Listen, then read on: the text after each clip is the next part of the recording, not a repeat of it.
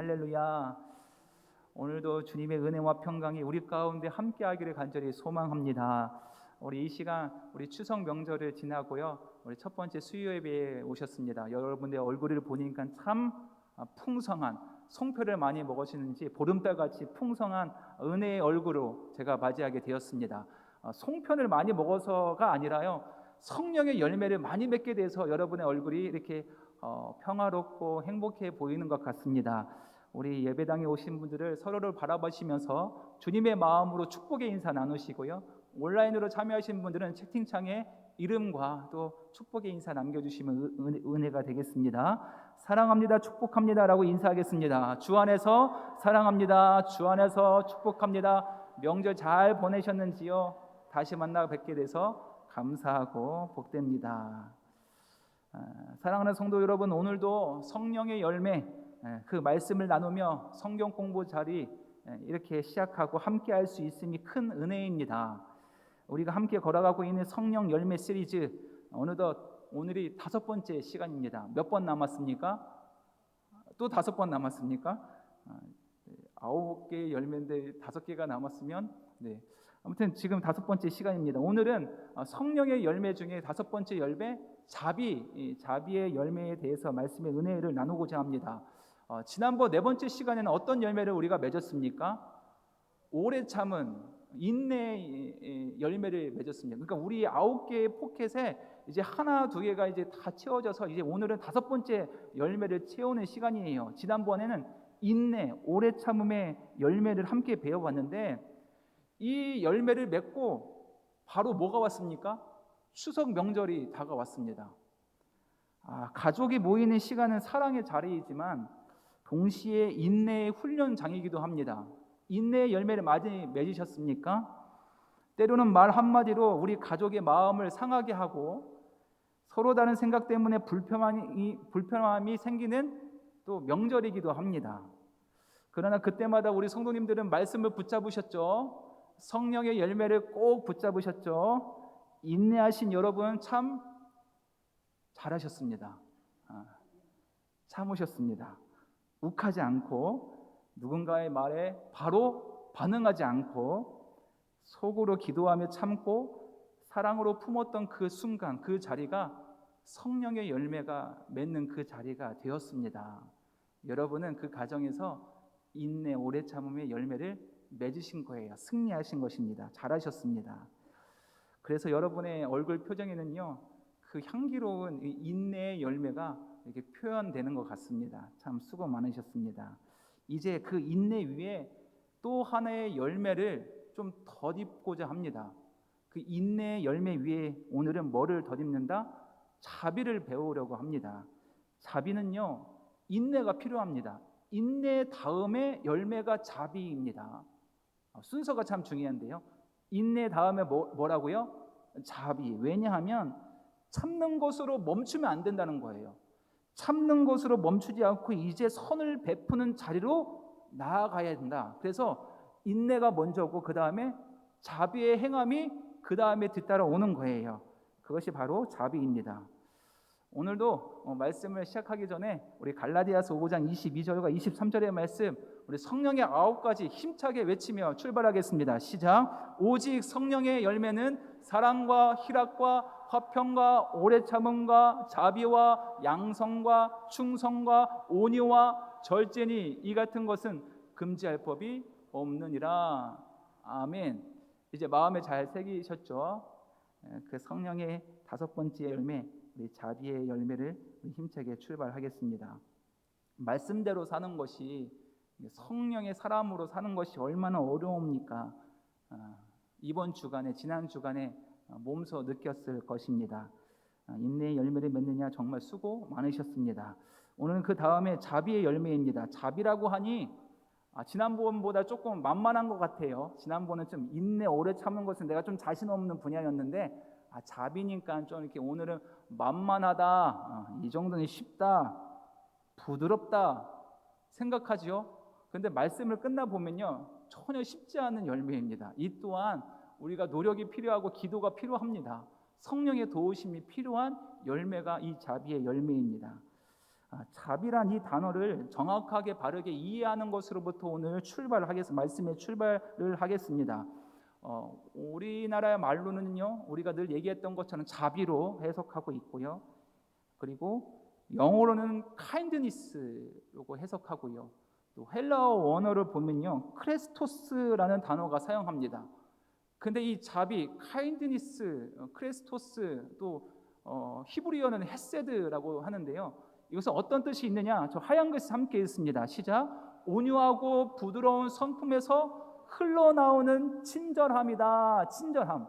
온유하고 부드러운 성품에서 자연적으로 흘러나오는 친절함이 이 자비입니다. 헤세드이고요. 카인드니스라고 우리는 이 용어를 정리할 필요가 있습니다. 맞습니다. 구약에서는 이 자비를요, 헤세드라고 표현합니다. 헤세드요.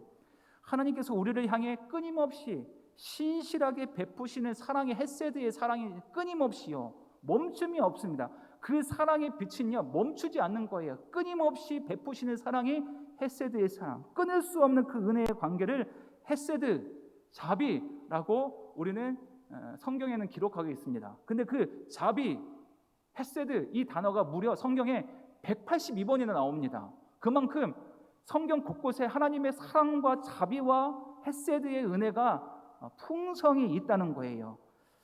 그래서 성령의 열매로서 이 자비는요, 단순히 도덕적으로 내가 친절하다, 착하다를 뛰어넘어서 하나님의 성품이 우리 안에 새겨진 하나님의 역사입니다. 하나님의 흔적입니다.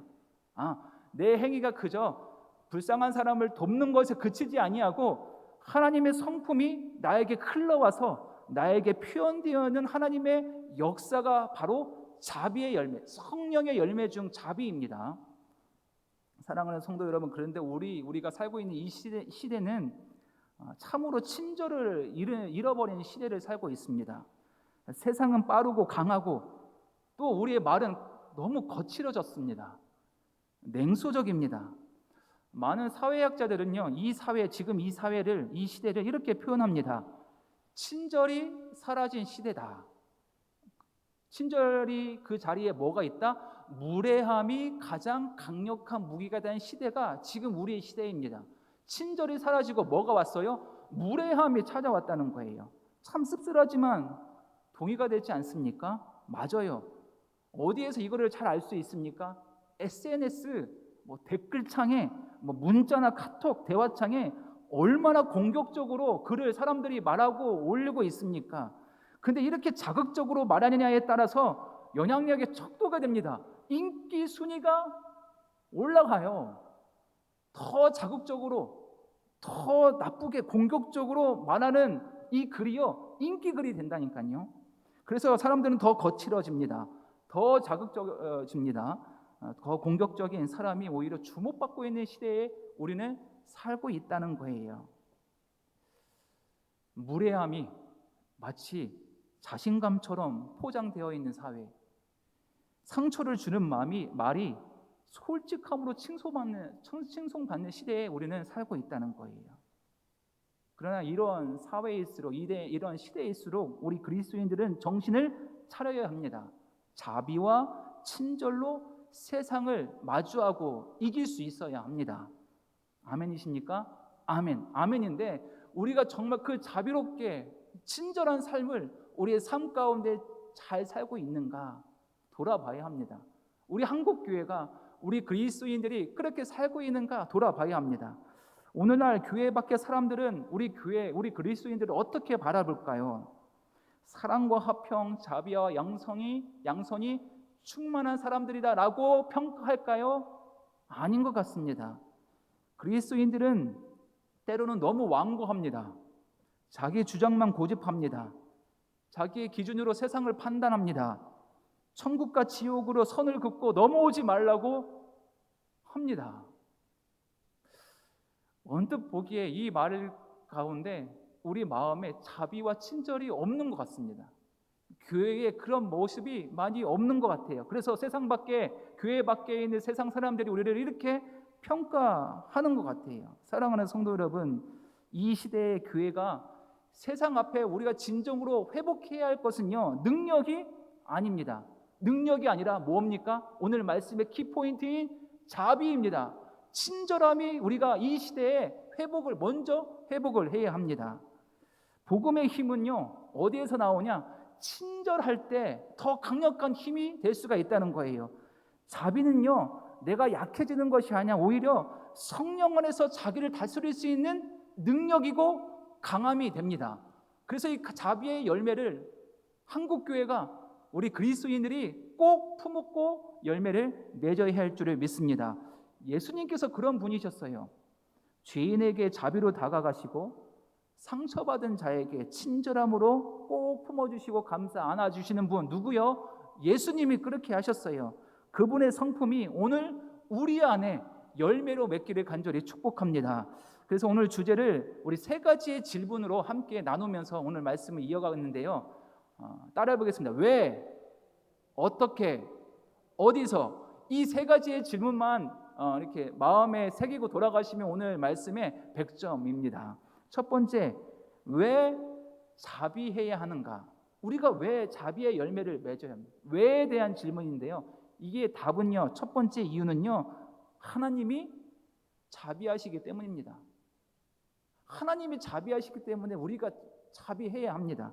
출애굽기 34장 6절의 말씀은요, 모세가요, 두 번째 돌판을 가지고 시내산에 올라오라고 하나님 말씀하십니다. 첫 번째 돌판은 깨졌죠. 왜요?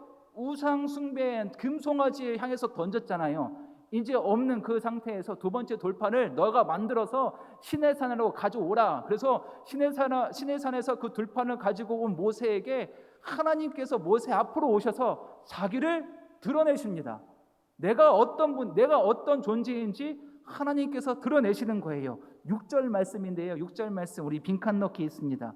빈칸 넣기에 오늘의 정답은 자비인데요. 자비를 잘 선택해서 읽으시면 됩니다. 시작. 여호와께서 그의 앞으로 지나시며 선포하시되 여호와라 여호와라 자비롭고 은혜롭고 노하기를 더디하시고 인자와 진실이 많은 하나님이라. 아멘. 아멘. 하나님이 모세 앞에서 자기를 드러내셨습니다.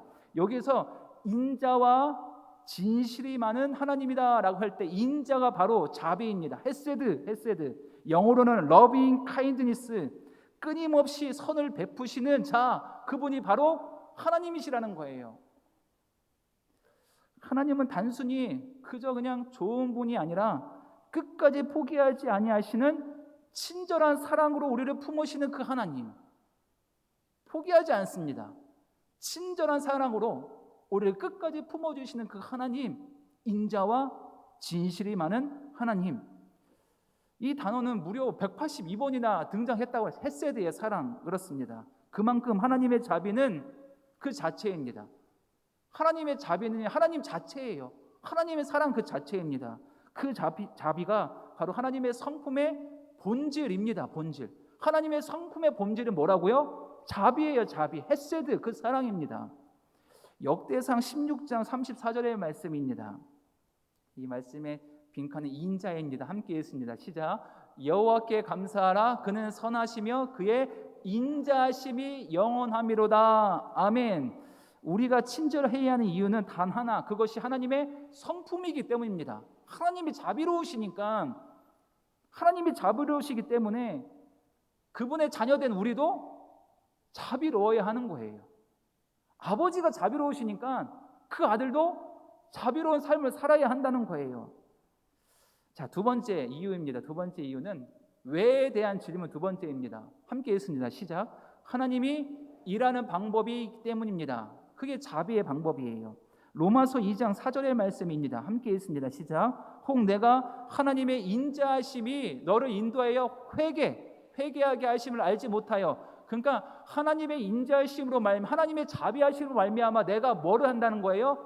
회개케 한다는 거예요. 이것이 우리를 인도하시고 우리를 일하시는 하나님의 방식입니다. 하나님은 우리가 아무리 죄를 짓다 하더라도, 아무리 불순종하여 사망의 길을 걷는다 할지라도 우리를 정죄치 않습니다. 하나님은 우리를 정죄치 아니하시고 그저 기다리실 뿐이에요. 다시 돌아올 때까지 기다리시는 분. 왜 기다리십니까? 왜 정죄하지 아니하고 왜 심판하지 아니하고 기다리십니까? 하나님은 자비로우신 하나님이시기 때문입니다. 그분의 인자하심과 친절하심이 결국 우리를 회개의 길로 인도하십니다. 아멘이십니까? 그래서 우리가 이 자리에 나오게 된 거예요. 하나님의 인자하심과 친절하심과 자비하심으로 말미암아 내가 하나님의 자녀가 되는 거고, 예배의 자리로 우리를 불러주시는 거예요. 회개케 하시고 십자가의 사랑을 알게 하셨다. 이유는 하나님이 자비로우신 그 일하시는 방식 때문입니다. 하나님은 우리가 완고하고 자기 중심적이 있을 때, 스스로 무너져가며 관계를 파괴할 때, 그때에도 변함없이 자비하심으로 우리에게 오셨어요. 우리에게 다가오셨습니다. 그 증명된 자리가 바로 십자가 위의 자리입니다. 십자가에서 끊임없이 우리를 사랑하시고 끝까지 죽기까지 사랑하시고 포기하지 아니하시는 그 자비하심과 인자하심과 친절하심이 십자가에서 완전히 확증된 거예요. 증명된 자리입니다. 그분은 자비로 우리에게 다가오셔서 우리를 정죄하지 아니하고 마침내 회개의 길로 인도하시고 영원의 생명의 길로 도착하게 해 주실 줄을 믿습니다. 그렇습니다. 그 친절함이 우리의 마음을 녹였습니다. 그 자비하심이 우리의 죄를 깨닫게 하셨습니다. 그 은혜가 우리를 회개케 한 거예요. 얼마나 은혜입니까? 하나님은 그래서 세상을 바꾸는 방식이 바로 이거예요. 자비입니다. 하나님은 자비로 세상을 변화시키는 거예요. 그렇기에 우리도 뭐를 가지고 일해야 합니까? 자비로 일해야 합니다. 하나님의 세상을 변화시키는 방식이 자비인데 우리가 다른 방식으로 하면 되겠습니까? 아니요. 하나님처럼 우리도 자비로 일해야 돼요. 자비로 일해야 합니다. 그래서 자비는요, 내가 좋아서 싫어서 선택하는 문제가 아니라 하나님의 사역 방식에 동참하는 순종의 행위입니다. 우리가 선택의 문제가 아니라 하나님의 방식에 순종하는 거예요. 우리는 자비로 우리의 삶을 세워가고 우리 믿음 생활에서 승리해야 될 줄을 믿습니다. 여기에서 한 가지 오해가 있습니다. 오해가 있는데요. 자비, 친절함, 카인드니스 하면 세상 사람들은 착하다, 착한 행실이다 라고 생각하는 사람들이 있습니다. 그것이 아니에요. 이 세상에는 세 가지의 태도가 있습니다. 첫 번째는 착함입니다. 착함은 나이스니스, 착해요. 착한은 이래도 좋고 저래도 좋은 거예요. 부드러운 거예요. 근데 뜻만 생각하면 좋은 것 같아 보여도 모든 것을 다 양보합니다. 심지어 불의 앞에서도 웃으며 무조건 괜찮다고 하는 거예요.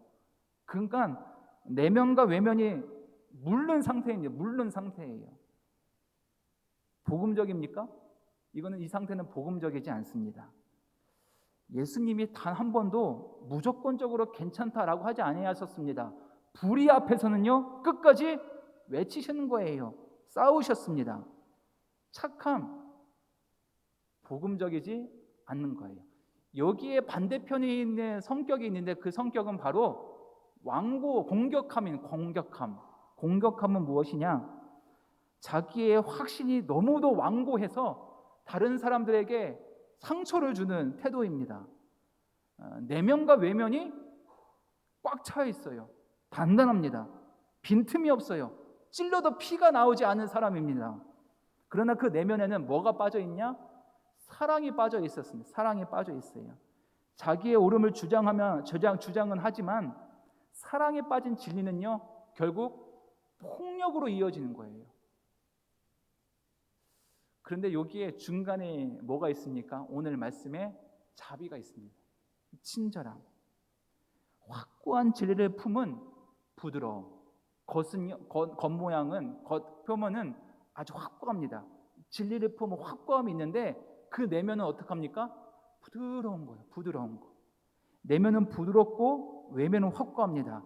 진리 위에 든든하게 서 있지만 사람을 사랑하기에 그 표현의 방식은 부드러운 거예요. 폭력적이지 않습니다. 부드럽게 말하고 부드럽게 행동합니다. 예수님이 그런 분이셨죠. 예수님은 나병 환자에게 다가가셨고 세리에게 친구가 되어주셨고 죄인에게 손을 내밀어 주셨습니다. 그분은 누구에게나 자비로운 분이시지만 동시에 진리 앞에서는 결코 세상과 타협하지 아니하셨습니다.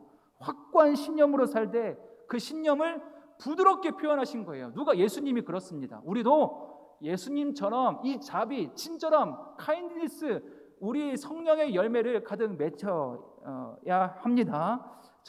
정리하자면 확신으로 단단하지만 단단해야 돼요. 진리 앞에서는 우리는 결코 물러서면 안 됩니다. 단단하지만 그 표현의 방법은 부드러워야 한다. 부드러운 것, 그것이 하나님이 원하시는 자비입니다. 자, 왜에 대한 세 번째 답입니다. 세 번째 함께 있습니다. 시작. 하나님이 그것을 원하시기 때문에 우리가 자비로워야 합니다. 미가서 6장 8절의 말씀입니다. 사람이 주께서 선한 것이 무엇임을 내게 보이셨나니 여호와께서 내게 구하시는 것은 오직 정의를 행하며 인자를 사랑하며 겸손하게 된 하나님과 함께 동행하는 것, 행하는 것이 아니냐. 하나님 앞에서 선한 것을 무엇이냐 물었더니 하나님 우리에게 주시는 것은 오직 정의를 행하며 인자를 사랑하며 겸손히 하나님과 늘 동행하는 것이 선한 것이다 라고 말합니다. 여기서 인자가 바로 친절함, 카인드니스, 자비입니다. 헤세드입니다. 말씀을 잘 보면요, 단지 인자를 행하라 라고 하지 않습니다. 인자를 뭐라고 했습니까? 인자를 사랑하라 라고 했습니다.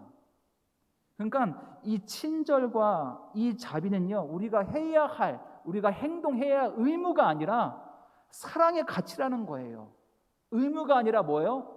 사랑의 가치입니다. 그리고 또 하나님은 정의와 친절의 관계에서 두 가지 중에 하나를 택하라라고 말하지 않으셨습니다. 정의와 친절이 함께하기를 원하셨습니다. 그래서 참된 그리스도인들은 정의를 꼭 붙들되 그 정의를 뭘로 감싸야 됩니까? 자비로 감싸는 사람이 참된 그리스도인입니다. 그것이 하나님이 원하는 삶이라고 저는 생각합니다. 자, 첫 번째 왜에 대한 질문이 세 가지로 끝났습니다. 이제 두 번째 무엇입니까? 어떻게 이 자비를 베풀 수 있는가? 이 큰 주제 두 번째에 대한 답인데요. 두 가지로 답이 나옵니다.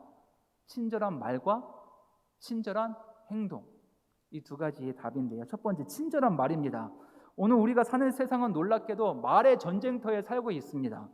인터넷 댓글 하나 한번 보십시오. 짧은 메시지 한 줄, 그 한 줄이요, 한 사람을 살리고 죽이기도 합니다. 그 말이, 그 글이 그렇습니다. 그래서 누군가 말했습니다. 이 시대의 가장 강력한 폭력은 총이 아니라 뭐라? 말이고 글입니다. 글. 정말 무섭습니다. 무서워요. 사람들에게 너무 쉽게 상처를 주는 말을 세상 사람들을 던집니다.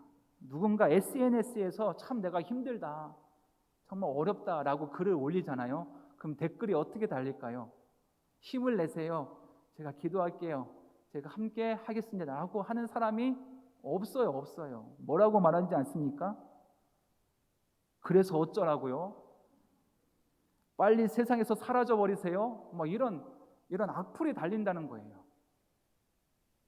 그 말, 그 한 줄이 한 생명을 무너뜨릴 수 있다는 거예요. 그것도 모르는 채 보이지 않는다고 말의 칼을 막 휘두르고 살고 있는 거예요. 얼굴이 보이지 않는다고 SNS에서 막 글을 이렇게 폭력적으로 악플로 막 사람들의 마음을 상처를 주고 칼을 휘두르고 있습니다. 사랑하는 성도 여러분, 이 시대에 가장 필요한 것은 친절한 말 맞습니까? 맞아요. 친절한 말입니다.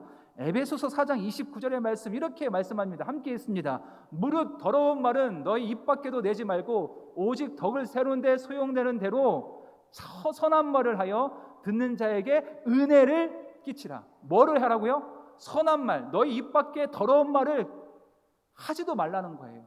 입 밖에 내지 말라는 거예요. 오직 덕을 세우는데 선한 말을 해서 많은 사람들에게 은혜를 끼치라라고 말씀하십니다. 다시 말하면 친절한 말은 나를 통해서 그 사랑과 자비가 흘러간다는 거예요. 은혜가 끼친다는 거예요. 내 입술에서 나오는 한마디가 누군가를 세우고 누군가의 마음을 살릴 수 있는 생명의 통로가 된다는 거예요. 그래서 너희들은 선한 말, 착한 말, 자비한 말을 하라라고 말씀하십니다. 또 잠언서 12장 25절의 말씀입니다. 여기 선한 뜻인데요. 함께 읽습니다. 시작. 근심이 사람의 마음에 있으면 그것으로 번뇌하게 되나 선한 말은 그것을 즐겁게 하느니라. 아멘. 뭐를 할 때 내 마음에 즐겁게 한다고요? 선한 말을 할 때, 자비한 말을 할 때, 친절한 말을 할 때 내 아팠던 마음이 즐겁게 기쁘게 된다는 거예요. 그러니 그리스도인들은 선한 말을 해야 됩니다. 친절한 말을 해야 합니다. 괜찮아요. 하나님이 함께 하십니다. 힘을 내세요. 당신은 세상에서 가장 존귀한 존재입니다. 선한 말에서 용기를 줘야 된다. 그럴 때 그 아픔이 기쁨으로 변화될 줄을 믿습니다. 그 한마디가 기적을 만드는 거예요. 혹시 여러분 곁에 좀 마음에 낙심이 되고 상처되는 분이 있습니까? 집에 가셔서 예배 끝나고 집에 가셔서 그런 분이 생각이 있거든 따뜻한 말 한마디 메시지라도 한번 전해주세요. 위로를 주시고 용기를 주십시오. 그것이 오늘 우리에게 맡겨진 성령의 사역입니다. 자비의 사역입니다. 꼭 생각나는 사람이 있다면 위로의 말, 용기의 말을 꼭 전해주시면 감사하겠습니다. 그런데 그런 친절한 말을 하지 못할 때가 있습니다. 왜냐하면 내 마음에 미움이 채워져 있기 때문에 그렇습니다. 누군가에게 받은 상처와 분노를 붙잡고 있으면 내 손이 꽉 쥐어져서 다른 사람을 도와줄 수가 없는 거예요. 도우고 싶어도 내 손에는 뭐가 담겨져 있어요? 분노와 미움과 상처로 꼭 붙잡고 있어서 다른 사람을 도와주려는데 내 손이 없기 때문에 도와주지 못하는 거예요. 그리할 때 어떻게 해야 되냐? 사도 바울은 이렇게 고백합니다. 에베소서 4장 31절과 32절의 말씀 함께 읽습니다. 시작. 너희는 모든 악독과 노함과 분냄과 떠드는 것과 비방하는 것을 모든 악의와 함께 버리고 서로 친절하게 하며 불쌍히 여기며 서로 용서하기를 하나님이 그리스도 안에서 너희를 용서하심과 같이 하라. 아멘. 너의 손에 있는 불안과 분냄과 떠드는과 비난과 악독은 어떻게 됩니까? 버리고 놓아버리고 미움을 놓아야 자비를 줄 수가 있는 거예요. 분노를 버려야 친절이 피어날 수가 있는 거예요. 너의 손에 있는 모든 것을 다 버려라 내려놓아라. 그리고 성령의 열매를 잡아라. 여러분의 손에 뭐가 붙들려 있습니까? 우리의 마음에 뭐가 붙들려 있습니까? 혹시 에베소서 31장처럼 악독과 노함과 분냄과 비방하는 것과 불평과 분노와 미움이 있다면 다 내려놓으시기를 소망합니다. 그래야 내 손에 성령의 바람이 부는 거예요. 성령의 바람이 붑니다. 그리고 그 성령의 바람이 부는 그곳에 성령의 열매가 맺히게 될 줄을 믿습니다. 자, 두 번째, 어떻게 자비할 수 있을까? 두 번째 방법은 무엇입니까? 친절한 행동입니다. 친절한 행동. 말과 행동은 같이 가야 돼요. 말뿐만 아니라 행동으로 친절한 나의 모습, 자비하는 모습을 보여주는 것이 참된 자비입니다.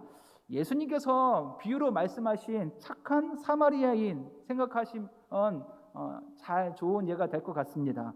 강도 만난 사람을 누가 도와줬습니까? 사마리아인만 그냥 지나치지 않았습니다. 가던 길을 멈추고 상처를 싸매고 자기의 모든 것을 다 치료하는데 썼어요. 여관에 데려다줘서 치료를 받게 해주었습니다. 부족하면 내가 다시 돌아오는 길에 다 비용을 지불하겠다라는 거예요. 말로 말한 것이 아니라 행동으로 직접 이루어졌습니다. 행동했습니다. 마태복음 5장 16절 말씀 이렇게 말씀하십니다. 여기에서는 행실입니다. 함께 했습니다. 시작.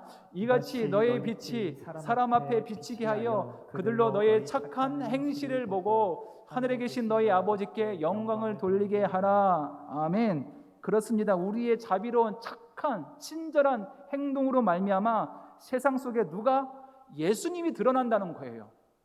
얼마나 감사합니까? 우리가 친절한 자비한 행동을 통해서 누가 드러난다? 세상에 예수님의 빛이 드러난다는 거예요. 예수님이 드러난다는 거예요. 너의 손길을 통해서 예수님이 드러난다니까요. 그러니 우리 어떻게 합니까? 친절한 행동을 해야 합니다.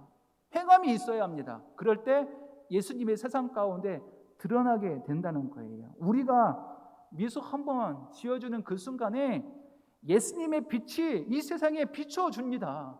우리가 도움의 손을 내밀 때, 누군가에게 도움의 손을 내밀 때 세상은 예수님의 손길을 바라보게 됩니다. 발견하게 된다는 거예요. 그러니 우리가 더 부지런히 사랑하고 착한 행실을, 친절한 행실을 해야 한다는 거예요. 사랑하는 성도 여러분, 오늘 우리가 친절하게 말하고 친절하게 행동할 때 세상은 나를 통해 누구를 본다? 예수님을 바라봅니다. 누군가의 미소, 따뜻한 말 한마디가 누군가에게 예수님을 느끼게 한다는 것, 예수님의 사랑이 전달된다는 것요. 이 시대에 잃어버린 것은 위대한 설교, 위대한 은혜가 아니라 작은 친절입니다. 따뜻한 마음이 담긴 친절한 행동과 말, 이것이 우리가 되찾아야 할 첫 번째입니다. 성령의 자비, 그 친절이 우리 안에 다시 새롭게 피어나기를 간절히 축복합니다. 우리 마지막으로 이번에는 질문 뭡니까? 세 번째 질문, 어디서 그 자비할 수 있는 힘은 얻을 수 있습니까? 그러니까 그 자비의 힘의 원천이 어디에 있는가? 이 질문에 답을 찾기를 원합니다. 그렇습니다. 이런 친절, 우리가 행함과 또 말을 끊임없이 베풀어야지 예수님이 이 세상 가운데 드러나는데, 우리가 끊임없이 계속해서 베풀 수 있는 힘이 어디서 오는가? 자비는요, 성령의 열매입니다. 자비는요, 노력해서 내가 억지로 짜내서, 내가 의도적으로 내 감정을 짜내서 드리는 것이 아니라 성령이 우리 안에 임재했을 때 맺혀주신 선물입니다. 성령께서 우리에게 주신 선물이 바로 자비입니다. 열매는 어느 날 갑자기 공장에서 찍어내는 게 열매예요? 아니에요. 열매가 필요한 것은 무엇이에요? 시간이 필요해요. 작은 씨앗이 땅속에 떨어져서 죽습니다. 그리고 칠흑 같은 그 인내의 시간을 견뎌야 합니다. 마침내 하나님의 때가 되면 싹을 틔우고 줄기가 내고 잎이 자라고 향기로운 열매를 맺게 되는 거예요. 사랑하는 성도 여러분, 지금 내가 왜 아직 이 모양인가? 아직 왜 나 자비롭지 못하는가? 왜 친절한 말과 행동이 부족한가? 왜 나는 이렇게 쉽게 상처받고 넘어지고 화를 낼까? 이렇게 낙심하고 계시는 분이 있다면 괜찮습니다. 우리에게 뭐가 필요하다고요? 시간이 필요해요. 열매 맺는데 시간이 필요한 거예요. 우리 하나님은요, 지금도 멈추지 않고 우리의 열매를 맺기 위해서 끝까지 지금도 쉬지 않고 일하고 계시는 거예요. 어디 안에서? 내 안에, 내 인격 안에서 성령께서 일하고 계시는 거예요. 이 열매를 맺기 위해서 오늘도 일하고 계세요. 그러니 기대하고 기다리고 기도하십시오. 주님께 붙어 있어서, 끝까지 붙어 있어서 그 때를 위해서 기대하고 기다리고 기대하고 기도하면 됩니다. 그러면 여러분 안에서 그 열매를 성령께서 열매 맺게 해주실 줄을 믿습니다. 그래서 오늘 이렇게 기도합시다. 주님, 아직 제 안에 부족합니다. 주님, 내가 부족합니다. 하지만 주님, 포기하지 않겠습니다. 성령께서 제 안에 성령의 열매를 맺게 해 주옵소서. 이것이 믿는 사람의 고백이 되어 기도의 고백이 될 줄을 믿습니다. 그렇습니다. 자비는 우리의 감정에서 나오는 것이 아니라 성령의 숨결입니다. 성령이 우리 안에 오시면 마치 불 붙듯이, 그리고 바람이 불듯이 우리의 영혼이 새롭게 된다는 거예요. 성령이 우리 안에 오시면 그렇습니다. 그분의 임재가 우리 안에 들어올 때 우리 말이 변하게 되고, 우리 표정이 달라지게 되고, 우리의 태도가 변하게 되고, 우리의 시선이 달라지게 됩니다. 누가 임재했을 때? 성령이 내 마음에 임재했을 때 모든 것이 변하게 됩니다.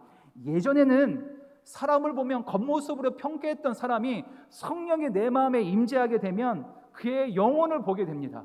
그의 영혼을 불쌍히 여기게 보게 됩니다. 완전히 변화됐죠. 또 예전에는 상처 주는 말을 쉽게 했는데 성령이 내 마음에 임재하게 되면 상처가 아니라 사랑의 말을 선택하며 조심스럽게 그들을 치유하고 회복하게 합니다. 예전에는 나 중심으로 내가 주인 되어 살았는데 성령이 임재하면, 내 마음에 거하시면 예수님 중심으로 살게 되는 거예요. 바뀌어가게 된다는 거예요. 성령님이 내 안에 임하시면 예수님의 마음이 내 안에 심어지기 때문입니다.